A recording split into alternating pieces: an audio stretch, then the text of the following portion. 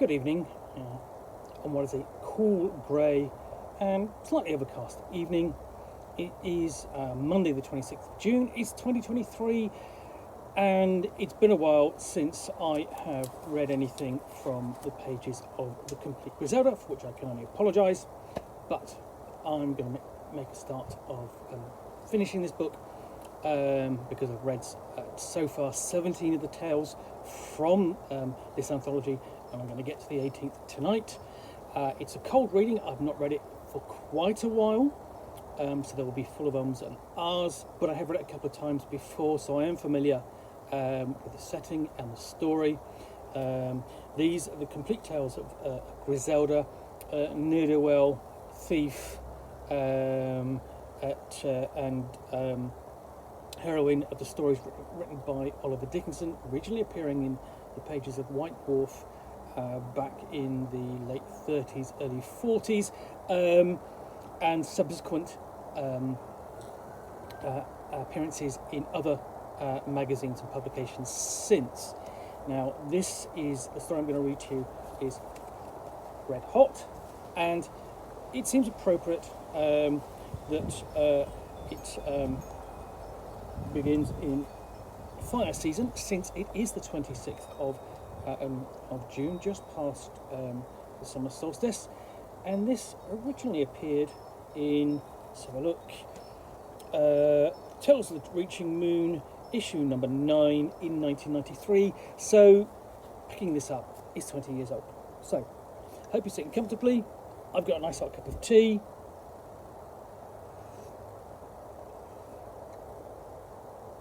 So I'll begin. Even a rank sucker will not bet against the chance of it being hot in fire season. And at the time I speak of it, it is certainly hot. In fact, it is very hot indeed. It is so hot that nobody is swearing anymore, is wearing any more than they can help. And one and all go around saying that they will do for a nice cold drink. And those who can offer such drinks figure to be doing very nicely. I hear some citizens even try to work up a little betting action on whether the sun is shining hot enough to cook food, and places where there is any shade are much sought after, unless of course they're in the neighbourhood of guard posts. For the army and the watch have to keep wearing much of their gear, and they are bound to be suffering keenly, and when such persons are suffering, they are apt to take it out on anyone in reach that they disapprove of. But as I'm known to many in the army, and the watch is a guy who can come up with good stories and even a nice betting tip now and then, I call generally take my ease in the shade at these guard posts if I wish it, and I often do, for it's a good place to be if you want to keep an eye on what is going on. Now, it comes on in the latest of a series of hot days that last so long most citizens lose track, and I'm by the old gate, half asleep, when I hear voices inside the post. And since one of those voices is that of a doll who sounds to be talking very tough, I arouse a bit and consider taking notice. But before I can work myself into getting up, one of the guards puts his head round the side and says, "Hey, Olaf, come listen to this. There's this doll here that states that it is her purpose to run Griselda into a hole." Well, this gets me up, all right, and I step in quite briskly. And now there is this doll pacing, gets up and down as if she can't stand still, and arguing with the clerk, who evidently does not consider that her stated purpose for entering Pavis, which is one and all bound to give, is right and proper. "I'm being honest, am I not?" she is saying. "I make no attempt to deceive. Why, the way I hear it, half of this town would consider it a sight for sore eyes to see Griselda taken down a peg. And where is your problem, Mr. Scribbler?" "I cannot write down such stuff," he says, "but you give me an idea. I want to you as coming in to see the sights, and you better accept that, miss, or maybe I'll write you down as a potential troublemaker." The doll shakes her head and gives a funny kind of laugh. All right, she says. "That is not a bad gag. Write it down like that. Now, where will I find Griselda?" And she stops pacing and stands facing us with her hands on her hips. So I get a clear view of her, and this is surely one of the strangest looking doll adventurers I ever see. She is short and fairly skinny, and nothing much to look at, but you will hardly fail to notice her, for she has her hair all shaved off, bar a bit on the top, which is dyed blood red and stiffened up, like flames coming out of her head, and she has a black ring through her nose.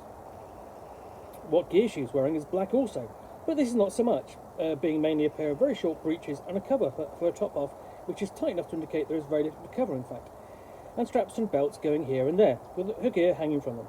Her arms are bare apart from studded braces, and they show good muscles and enough scars to suggest she has had plenty of experience. But what makes me inclined to take her seriously is the look in her eyes, which are grey, for it's hard to explain why, but they give me the feeling that she is ready for everything. Or I should say, anything. None of us feels called upon to answer her inquiry, for anyone in this man's town knows that it is not wise to be passing around information of this nature, and especially when it relates to someone like Griselda, whom even the guards are wary of, because the rumour persists that she has influence with the governor. They do not bother to say anything at all, and the clerk hems and haws and says it is not his business to provide such information. Then the doll fixes on me. You seem like a knowing guy, she says. Let me have this information and I may even pay you. And she laughs again. I do not care for the sound of her laugh or for the way she looks at me, but before I can decide what to say, the guard commander chips in. See here, he says. You may be a hell away you come from, but Griselda handles tougher persons than you look to be without raising a sweat, and I will give you some good advice free, which is to stay away from her. Moreover, I get this feeling that you're planning to disturb the peace, and we are bound to take a poor view of this, especially in this heat. The doll cocks her head at him. Why, she says. Anyone will think I may aim to do Griselda some permanent harm, but such is by no means my intention. I simply aim to prove that she has an inflated reputation, and I'm better than she is, any day of the week. Oh, that is what Carver Donan says, so I hear, says another guard. Maybe you better talk to him about reputations. Oh, no guy is going to manage it, says the doll, very offhand. It will take a doll like me to put a head on Griselda. It is strange how the way she is talking seems to irritate everyone there, and makes them determined to show what a tough proposition Griselda is. For now the clerk speaks up. She is capable of handling women too, he says. If the story about Ragnar the Wrestler is true, up to now the doll is behaving very cool. But at this she changed as amazingly. She swings fast on the clerk, and seems to be about to strike him, but holds herself back in time and snarls at him. Never mention that name to me again. The clerk backs off, looking half scared to death. But now the guard commander steps in. Okay, that does it, he says. We put up with your tomfoolery long enough. Go and look for Griselda in Loudalina's, and she will carve you into cutlets for all I care, so long as it is out of our sight. Oh no, Olaf. You see she gets there and does not go wandering off and bothering folks. Well, I can think of many things I will rather do than take this crazy doll to Lilina's, but I figure that I'm bound to be going there anyway to see what comes off, and besides, I know better than to say no to a guard commander. So I motion to the doll to follow me, and off we go down the parade way. I'm trying to keep in the shade and move inconspicuously, hoping that no one will notice. No one I notice will notice us. But that is not her idea at all. For she is coming along as if she is in a parade. In fact, she is capering her about and clapping her hands together, and now and then she whoops and calls stuff like, "Griselda, here I come, red hot and ready." Naturally, this attracts some attention, and by the time we are into Founders Market, there's already persons following us, despite the heat, and when we make the turn into Sword Street, there is quite a bunch in attendance, and more are coming as the word is going around that this doll is after Griselda. Some even try to ask her why, and wherefore, and so forth, but she takes no notice.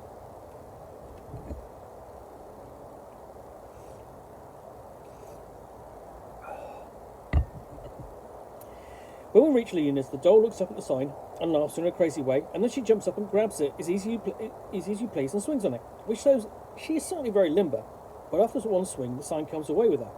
This causes some cheering, which brings out many of Lilina's customers, but Griselda is not among them. "You got Griselda in there?" cries the doll, waving the sign about, and when no one replies at once, she positively yells, "I say, you got Griselda in there? Are you all deaf?" Now, among those who come out is Elsa from Adari, and this comment seems to irritate her. She pushes to the front and says, "See here, if you do not stop making so much noise, I will feel compelled to do something about it. Griselda is not here, so leave us in peace." The doll cocks her head at her. "I do not come here aiming to tangle with anyone but Griselda," she says. "But if you insist on horning in, I will not consider myself responsible for the consequences." And she suddenly takes a swing at Elsa. Now, Elsa has much experience, and she ducks the swing easily. But somehow this makes her duck into the doll's other fist, and she knocks her right off her feet. I seldom see a prettier punch delivered, and anyone can see that this doll knows her stuff when it comes to the old rough and tumble.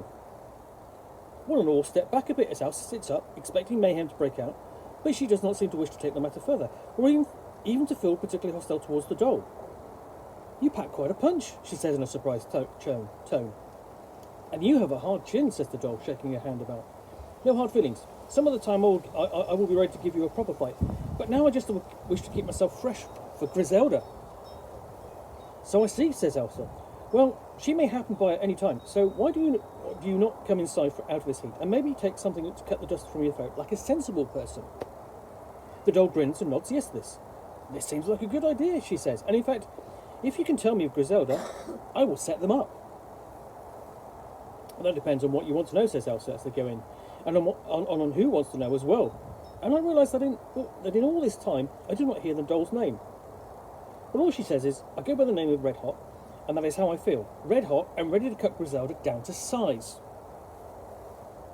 Is that so? Says Elsa as they fetch up at the bar.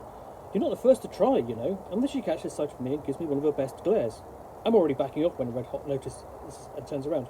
Ah, the guy who brings me here, she says. If you like running errands, why do you not fetch Griselda for 5 clacks? And she laughs most unpleasantly.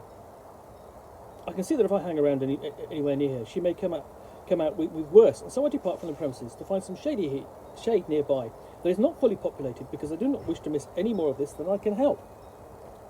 Well, nothing happens for a while, except for people going in and out of Lilina's, and then all of a sudden, out come Elsa and Red Hot, and just about everybody else in the place except Lilina, it seems like, and all start heading off down the street. So I fall in, and I ask old Gil what is coming off. Someone arrives with word that Griselda is down at Homar's Fish, he says, so naturally Red Hot is going to look her up. Now this is a great coincidence, to be sure, for it is in Homar's Fish that Griselda catches up with Ragnar the wrestler, and it really seems like a sign, but of what, I cannot be sure. It is something of a walk to Homar's Fish, and Elsa and Red Hot are setting quite a pace, so that many are complaining no little by the time we arrive. Sure enough, Griselda is in there with Wolfhead and some of his boys, putting on the soap and looking very relaxed, which is the way putting on the soup and looking very relaxed, which is the way the soup they do in Homer's Fish is bound to make you feel. But when she sees us coming, she certainly takes notice. In fact, when Red Hot reaches the table, Griselda has her eyes fixed on her and does not wait for her to say anything, but asks, "Something I can do for you?" in a sharp sort of way.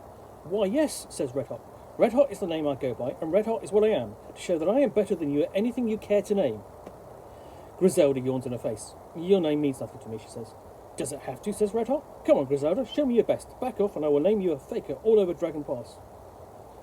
At this, Wolfhead growls, "I do not see why you have to accommodate every fresh punk that feels like challenging you, Grizzy. Want us to run her off?" But Griselda shakes her head at him. "This is the first time that anyone comes on at me like this in quite a while," she says. "It is like old times." Then she looks Red Hot over. "So you think you can beat me?" "Try me," says Red Hot. "I aim to," says Griselda. "This is some contest of skill, I take it. Because if you've anything more in mind, we'd better go somewhere else out of town. I cannot afford to have the local law taking any more interest in me than they do already." Red Hot laughs. "If you're trying to scare me off, forget it. Maybe you have everyone around here sweating with your tough doll act. But it will take more than that to worry me. As for the contest, it is not your scalp I'm after, but your reputation."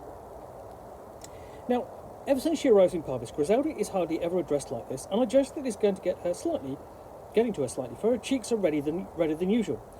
All she says is, "Well, perhaps you will at least do me the courtesy of waiting till I finish," and she picks up the spoon again. But Red Hot whips out a knife so fast you will scarcely have time to blink, and plunges it into the table right by Griselda's bowl, snarling, "I mean now!" Evidently, this startles Griselda somewhat, for she drops her spoon. She looks at Red Hot, leaning over and still holding the knife, and everyone seems to hold their breath, even Wolfhead. Then she says, "You know you're laying yourself open to me gutting you." Red Hot grins like a curly wolf, and does not move a muscle.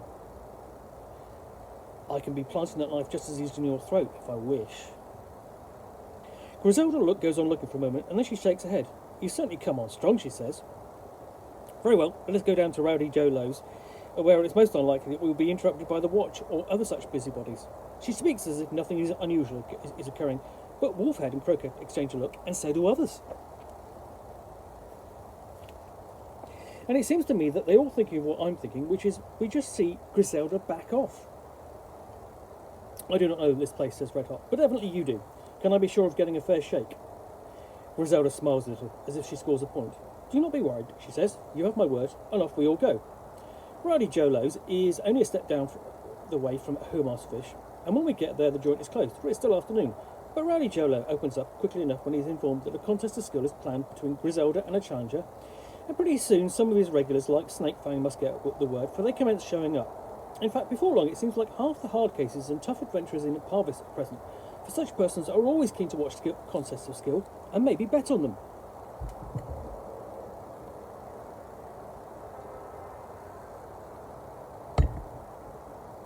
Well, once they get started, they try out all sorts of things, like pulling and throwing at a targeted speed, or while moving, and hitting a mark accurately with a sword from a fast draw, and multi-peg, and all the time Red Hot is right up alongside Griselda, and sometimes even better, for although Griselda can always get something out faster, she's not always so accurate.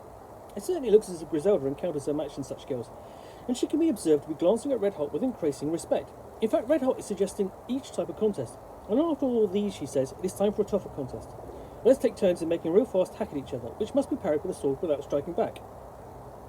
This gives a big advantage to the one with the first strike, says Griselda. We can roll for it, says Red Hot casually, and Griselda agrees, though it seems to me that she's not too keen on this idea. And when she rolls the higher number on the dice, she seems to tense up, though Red Hot does not seem at all bothered. They pull swords, and Griselda circles Red Hot for a while, until suddenly she steps one way but strikes the other very fast. I will expect this to be a winner in any fight, but Red Hot not only stops it, but it turns it off in such a way that Griselda nearly loses her balance. Red Hot lets her straighten up, looking quite pleased with herself. But Griselda slaps her sword back into its sheath crisply and says, I will never top that, I give you the best. You're ducking out, says Red Hot, as if amazed, and she's not the only one, for gasps are heard all around. Look, says Griselda very seriously. This is the way this is going, and one of us will wind up doing fatal injury to the other. But you say you do not wish to kill me, and I do not wish to kill you. I see no point, she says, when all that rides on it is who can be fastest in a setup like this. That doesn't matter. What matters is whether you can hack it out there, she says, jerking her thumb in the direction of the rubble. Probably can, you're red hot all right, and you're welcome to say that you beat me, if that is what you want. With this she turns away, and when Red Hot cries, you cannot walk out on me like this, he says, just watch me, without looking back, and heads off. Everyone gives way before her, and even when she is gone, no one seems ready to speak, while Red Hot stares after her in a sort of daze, until Elsa gives a loud hurrah and claps her on the shoulder. There is much crowding round Red Hot, and cries of admiration, as Snakefang offers the freedom of the house, all of which seems to please her no little, and it looks as if something of a party would develop. But I decide to leave, for the liquor in Rowdy Dojo is no bargain at any time, and especially if I have to buy it myself. And although it is still early evening, I head off to my room, because I have some thinking to do. And I find this so wearing after the excitement of the day, that I turn in quite early for me. Well, the next day the story is all over town, and because I am known to be among those present, and also accompany Red Hot to Lilina's in the first place, my account of everything is much in demand, and my opinion is frequently canvassed. I decide the previous night to be very discreet with her say, for it may get back to the ears of either Griselda or Red Hot, and neither is the person who I wish to have mad at me ever.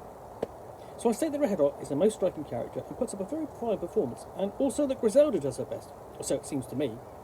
And I report her reasons for refusing to continue, and will not be drawn on whether or not I think she chickens out, for this is a subject on which I personally am unable to make up my mind. But plenty of others who are there, or hereabout, are not so prudent, and are very willing to state openly that she loses her nerve when faced with a really serious opposition. And among those are some of Carver Donan's Stormball pals, although I notice that Carver himself has nothing much to say on the topic, which may be because he considers himself to be already providing Griselda with serious opposition when they have their duels. But Red Hot becomes something of a favourite with the Stormballs, and this seems to be what she is aiming at, for she has plenty in common with them, to judge from her behaviour around town. In fact, it seems that it is her life's ambition to be accepted as an initiate, but the cult leaders require some good chaos fighting experience, which she is aiming to get in the rubble, when a good opportunity presents itself. But in the days that follow, she's mostly about town, and she is widely welcome, for she likes to hang around drinking and gabbing, and has many tales to relate to her activities around Dragon Pass.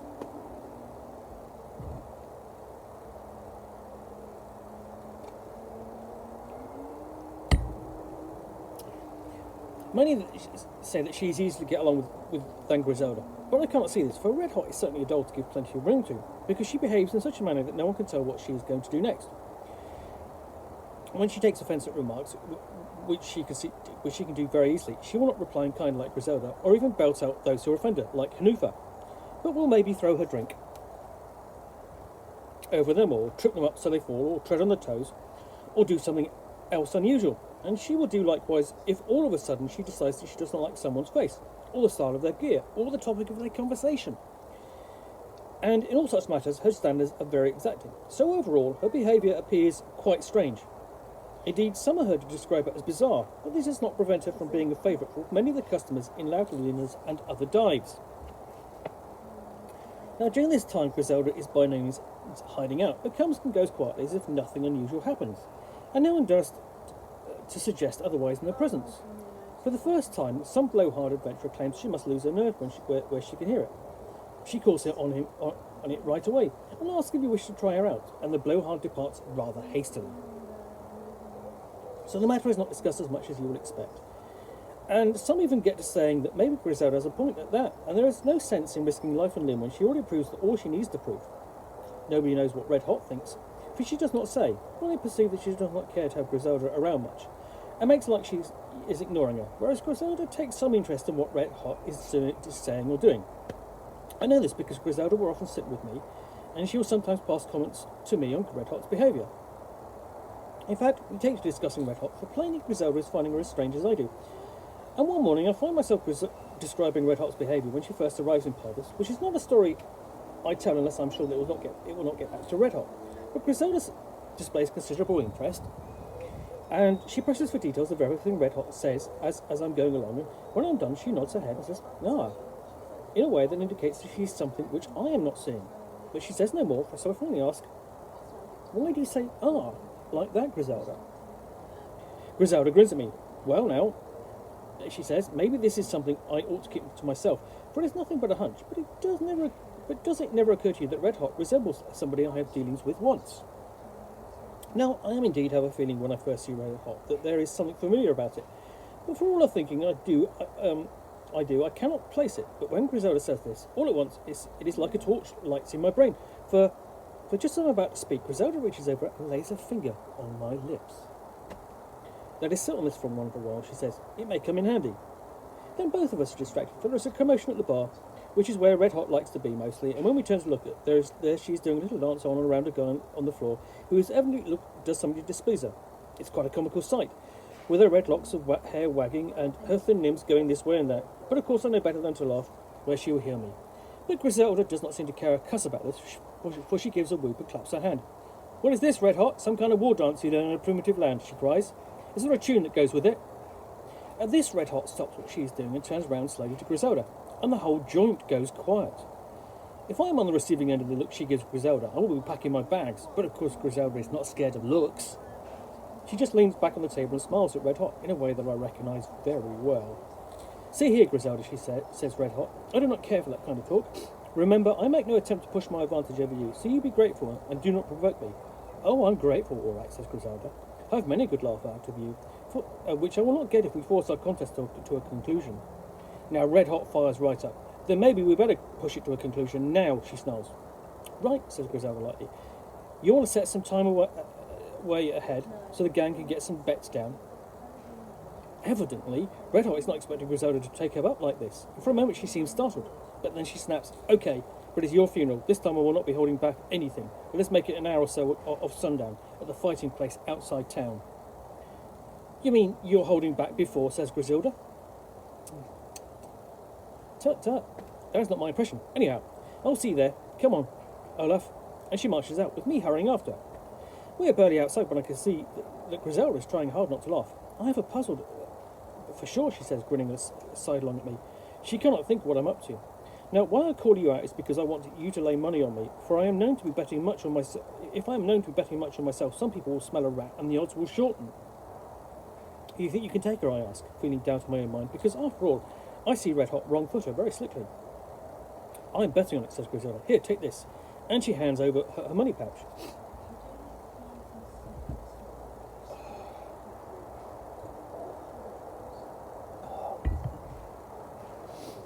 Well, once the news gets out around town, the excitement is practically intense, and some citizens start heading out at once. Be sure of a good viewpoint. I've no wish to be standing around in the sun, though to be sure it is not as hot as it is when Red Hot first comes to town. In fact, it cools right down, and it is even somewhat cloudy. So I wait and join a bunch of Lena's clients when they set out. At the gate, we meet up with Griselda, who's heading out with Wolfhead and his boys, and they give me a nod and a wink as if they have a confidence in the outcome.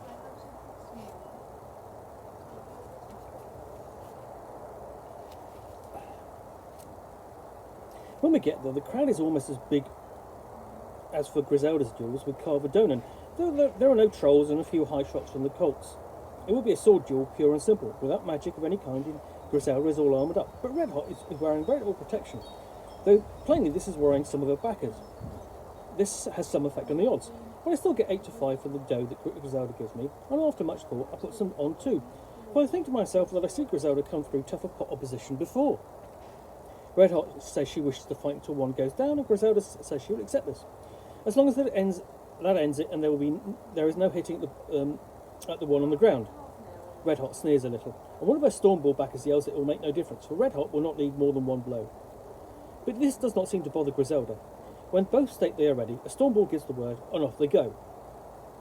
It is one of the toughest fights to watch that I've ever seen, for they circle a lot, and then one or both will move very fast indeed, but they will pull back again.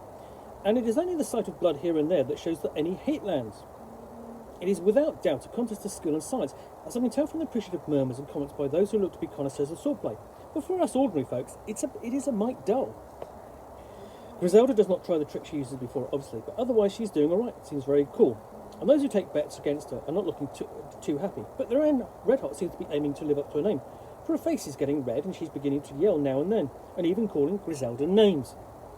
This does not shock Griselda either, but Red Hot is beginning to push in on her, and Griselda finds it hard to pull away after Red Hot slices her in the left thigh, as she is limping somewhat. And I'm convincing to feel that my dough is at risk after all, while Red Hot supporters are urging her on. But the next time Red Hot comes in, Griselda holds the blow very close to her body, instead of turning it off in some way, and while they are this close, she says something to Red Hot, which no one can hear because there is too much noise. But whatever it is, it seems to stir Red Hot up no little, for she yells something back. Then Griselda says something else, which really seems to shake Red Hot, for she almost staggered. And while she is off balance, Griselda swings the sword round and cuts her right behind the knee, and down goes Red Hot. Everything is quiet while this is going on, as people can see they are speaking and wish to hear, and now the silence is total. Griselda points the sword at Red Hot as she lies on the ground and says calmly, "Now you see what is a good thing that as I make that stipulation. The way I see it, we are even now, and I have no interest in making any trouble for you, so long as you make none for me. Do I make myself clear?" Red Hot chokes out, "Yes," and Griselda nods. "That is showing sense," she says. "You still have it to your credit that you beat me once, and when you get more experience, who knows, maybe you'll be better than me. But you still have a bit to learn yet. Fighting without armour makes a good show, but when you come down to it, it's done. Remember, no one stays red hot forever." And then she backs off, and her friends move up beside her, in case any of the Stormballs feel like taking this up, but they only wish to see to Red Hot. After the bets get paid off, everyone starts moving back to town, and Griselda surely has a bigger following than when she starts out. Wolfhead suggests going down to Rowdy Joe Lowe's for a little celebration, and Griselda insists that I come along when I stepped up to hand over her winnings, and she seems in such a good mood that I think to myself that for once it will be relaxing to be around her in that place, and so I join them. Well, it's a long night, and the following day I have such a noggin on me that I'm wishing to beg off, even though it does not cost me anything, but my head is not so think that I do not remember finally get around to asking Griselda what it is she says to Red Hot, while she and I happen to be at our table on our own, as the others are engaged in a very noisy bout of arm wrestling.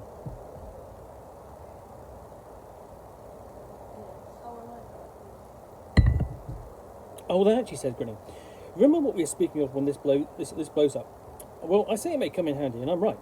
I can see that if I do not do something, she may outlast me by sheer stamina. So I remark on her great resemblance to Ragnar the wrestler. In fact, I asked if they are related, and she denies it strongly, which for me is confirmation. Then I wonder aloud what her Stormball friends will think about this resemblance, and that shakes her into letting me get one past her guard. But she cannot be chaotic herself, I say, or some Stormball will surely recognise it." "Sure," says Griselda, "but the Stormballs may not like the connection anyway. You know, I bet she comes here to show me up just because I am responsible for Ragnar's decease. But of course she cannot say so, for she wishes to be a great chaos fighter." "Is that not a bit of a dirty trick then?" I say. "Look," says Griselda earnestly, "if I really need to win, I will use any edge I get. The other time I do not need to win, though she surely does. I recognise it in her, for I see that type a fair bit when I'm adventuring around Dragon Pass." Now this causes me to think quite hard, and this time It takes time because the old brain does not seem to be working so fast. Finally, I say, then you do not let her win that other time. Griselda smiles just a little. You'll never know, will you? Well, thank you for sitting, basically sitting and listening to the 18th story from the Complete Griselda. Hope you enjoyed that. If you did, then please do click on the like button down below. If there are other tales you've not heard, I've done readings of the previous 17, and I'm planning to do the rest as well. I want to thank Cursium for giving permission for me to read these out, and I hope you enjoyed it. Thanks for watching. I'll be back again soon with another reading from the Complete Griselda. Bye for now.